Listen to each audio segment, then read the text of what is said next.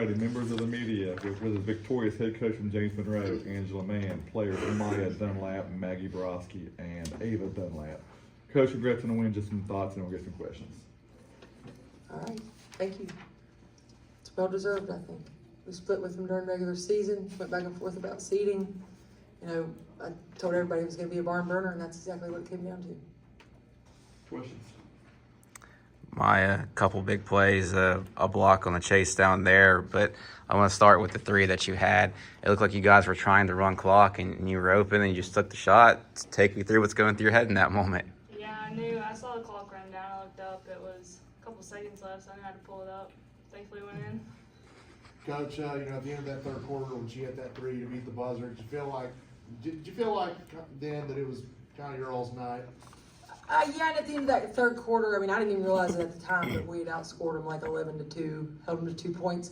And we told them at halftime, you know, if we can match up our offense with what we're doing defensively, we're going to win this ball game. And they came through for us. They stepped up. What did you do specifically? Because you held them without a field goal for almost 10 minutes. I don't know. We stayed in our 3-2 and played it like we normally do. You know, we subbed in when we had to. We went after rebounds harder. We paid more attention. We just stayed alert. I mean, what do you guys think? Better, definitely. Communicated better? Yeah. Just had to step it up. Building off of that, they had 17 turnovers after 3 quarters, 21 for the game. It's usually not a team that turns it over that much. What'd you do to really get in those passing lanes and force that? Because things looked hard enough for their offense, so when they're turning the ball over, just kind of avalanches from there for them. I mean, again, that defense, but I'd be curious to see how many turnovers we had. I mean, a game like that, both teams are going to have a lot of turnovers. It's back and forth. But, I mean, you guys defensively, let me say Kendall Long, she's not even sitting here, but defensively, she created a lot of turnovers as a freshman. She did a great job reading the basketball. She's gone a long way. Would y'all agree? Yeah, very much. Coach, what is it about the zone that works so well against Wyoming East? Ryan was just in here saying, you know, the book is to play zone. It's not a secret, and obviously it not for us well. either. But they're so much like us, and we hate to be zoned. And we've been working forever, like these last few weeks, on moving off of the zone. And they're a lot like us. They want high pressure basketball, and we weren't giving it to them. We refused to give it to them. So that was the game plan. Just like us, we want high pressure basketball. We do a lot better against it, don't we? Yeah. If we get a little bit of pressure, we're zooming it up the floor. I don't know. It's not a secret. He's exactly right. It's not a secret with us either. For the girls, I think it was about 2 or 3 minutes to go. Long, number 5, banks in the shot off the wing with a foot on the line. It seemed to take some of the wind out of Wyoming East sails, and they were saying they thought it was kind of a back barrier. What was your guys' reaction to that shot? Was that something when you look up and think maybe maybe this is our night and it's just kind of meant to be? Or? I was going really. That's on a run. That's all our points. Yeah, I think it boosted our confidence a lot. Like when we get into scoring and stuff, we just kind of rely on each other and pick each other up. Having played in a very similar game last year, the 4-5 matchup comes down to a possession or two. Were you guys able to draw upon that experience to help you through this one? Oh, yes. Don't you agree? Yeah. This year, the whole time we've been playing, we've been going to these tournaments and playing different teams, and we're coming through in the end with the win. We were working on it last year, and we got to a good point last year, but we've been working harder this year, and I feel like we're to that point now where we can pull that off. You guys think so as well? Yeah. For coaching the players, I mean, what's it mean to, you know, end Wyoming East bid for a three-peat and kind of be the team that dethrones them? I'll let them answer that. I think it feels good to, you know, beat them, but I mean, at the end of the day, there's still more to go, so can't just focus on that. I think it sends a message to other teams that we're here to play.